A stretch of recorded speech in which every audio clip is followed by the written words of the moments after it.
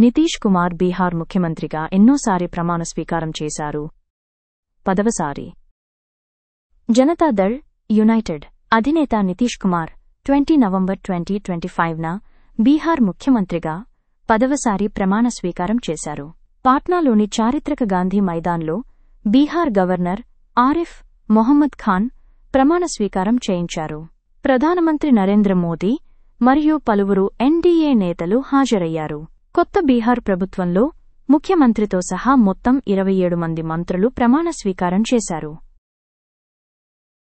2026 జనవరి 3న dessert Palm achievement అవార్డుతో ఎవరు సత్కరించబడతారు? Leonardo DiCaprio. Hollywood యొక్క అత్యంత ప్రసిద్ధ నటులలో ఒకరైన లియోనార్డో డికాప్రియో జనవరి 3, 2026న జరగబోయే పామ్ స్ప్రింగ్స్ ఇంటర్నేషనల్ ఫిల్మ్ ఫెస్టివల్లో డెజర్ట్ పామ్ అచీవ్మెంట్ అవార్డు నటుడు అందుకోనున్నారు. పాల్ థామస్ ఆండర్సన్ యొక్క తాజా చిత్రం వన్ బ్యాటిల్ ఆఫ్టర్ అనదర్లో అతని శక్తివంతమైన నటనకు ఈ గుర్తింపు లభించింది. ఇది భావోద్వేగంగా గొప్ప మరియు పరివర్తనాత్మక పాత్రలను పోషించడంలో డికాప్రియో యొక్క శాశ్వతమైన ఖ్యాతిని ధృవీకరిస్తుంది. ఇటీవల మానవ హక్కుల లింగ సమానత్వం మరియు ప్రపంచ శాంతి కోసం ఇందిరాగాంధీ శాంతి బహుమతి 2024 స్వీకరించినవారు ఎవరు? మిచెల్ బ్యాచెలెట్. చిలీ మొదటి మరియు ఏకైక మహిళా అధ్యక్షురాలు మరియు మాజీ యుఎన్ మానవ హక్కుల హైకమిషనర్ మిచెల్ బ్యాచెలెట్కు నవంబర్ 20, 2025న న్యూఢిల్లీలో 2024 సంవత్సరానికి ఇందిరాగాంధీ శాంతి, నిరాయుధీకరణ మరియు అభివృద్ధి బహుమతిని ప్రదానం చేశారు. మానవ హక్కులు, లింగ సమానత్వం మరియు ప్రపంచ న్యాయం పట్ల బ్యాచెలెట్ జీవితకాల నిబద్ధతకు గుర్తింపుగా Congress parliamentary party chairperson Sonia Gandhi ఈ అవార్డును ప్రదానం చేశారు. కొలంబో సెక్యూరిటీ కాంక్లేవ్ సిఎస్సి జాతీయ భద్రతా సలహాదారుల ఎన్ఎస్ఏలు 7వ సమావేశానికి ఏ దేశం ఆతిథ్యం ఇచ్చింది? భారతదేశం. కొలంబో సెక్యూరిటీ కాంక్లేవ్ సిఎస్సి యొక్క జాతీయ భద్రతా సలహాదారుల ఎన్ఎస్ఏలు 7వ సమావేశం 20 నవంబర్ 2025న న్యూఢిల్లీలో ప్రారంభమైంది. జాతీయ భద్రతా సలహాదారు అజిత్ దోవల్ అధ్యక్షతన భారతదేశం ఈ సమావేశాన్ని నిర్వహిస్తోంది. మాల్దీవులు, మారిషస్, శ్రీలంక మరియు బంగ్లాదేశ్ నుండి ఎన్ఎస్ఏలు పాల్గొంటున్నాయి. ఇటీవల గ్లోబల్ బిగ్ క్యాట్స్ సమ్మిట్ 2026కి ఏ దేశం ఆతిథ్యమివ్వనుంది? భారతదేశం. ప్రపంచ వన్యప్రాణుల సంరక్షణ మరియు వాతావరణ చర్యలలో భారతదేశం నాయకత్వాన్ని హైలైట్ చేస్తూ గ్లోబల్ బిగ్ క్యాట్స్ సమ్మిట్ 2026ను న్యూఢిల్లీలో భారతదేశం నిర్వహించనుంది.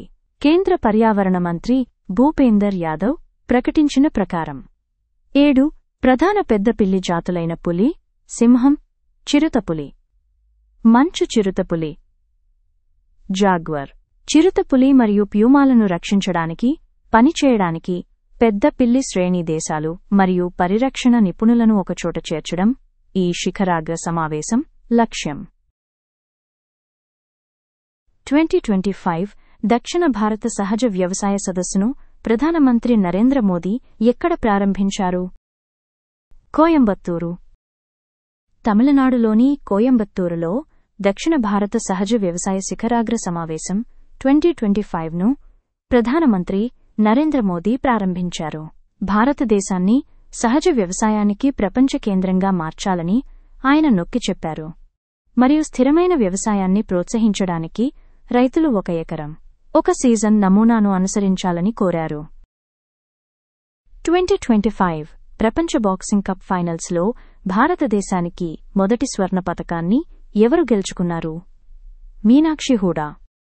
గ్రేటర్ నోయిడాలో జరిగిన 2025 ప్రపంచ బాక్సింగ్ కప్ ఫైనల్స్లో మీనాక్షి హూడా బంగారు పతకాన్ని గెలుచుకుంది. మహిళల 48 కిలోల విభాగంలో పోటీ పడిన ఆమె ఉజ్బెకిస్తాన్కు చెందిన ఫర్జోనా ఫోజిలోవాను 5-0 తేడాతో ఓడించి భారతదేశానికి తొలి స్వర్ణాన్ని అందించింది. ప్రపంచ బాలల దినోత్సవం 2025 ఏ తేదీన జరుపుకుంటారు? 20 నవంబర్. ప్రతి సంవత్సరం నవంబర్ 20న జరుపుకునే ప్రపంచ బాలల దినోత్సవం ప్రపంచవ్యాప్తంగా పిల్లల హక్కులు, గౌరవం మరియు శ్రేయస్సును గుర్తించి ప్రోత్సహించడానికి ఒక ప్రపంచ సందర్భం.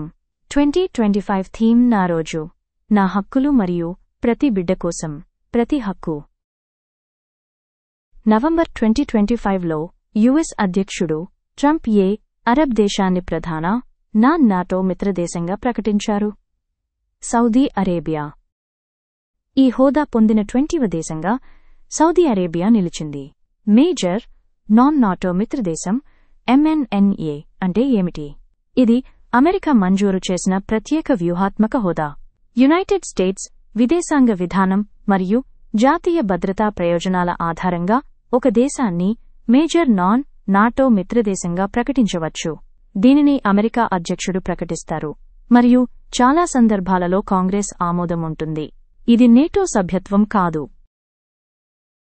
భారతదేశపు మొదటి మహిళా ప్రధానమంత్రి ఇందిరాగాంధీ ఎన్నో జయంతిని 2025 నవంబర్ 19న జరుపుకున్నారు.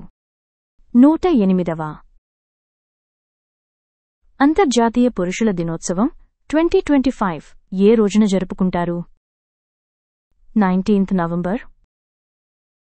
ఇటీవల యాంటీమైక్రోబైల్ రెసిస్టెన్స్ పై జాతీయ కార్యాచరణ ప్రణాళిక 2025-29 AMR 2.0 యొక్క 2వ ఎడిషన్ను ఎవరు ప్రారంభించారు?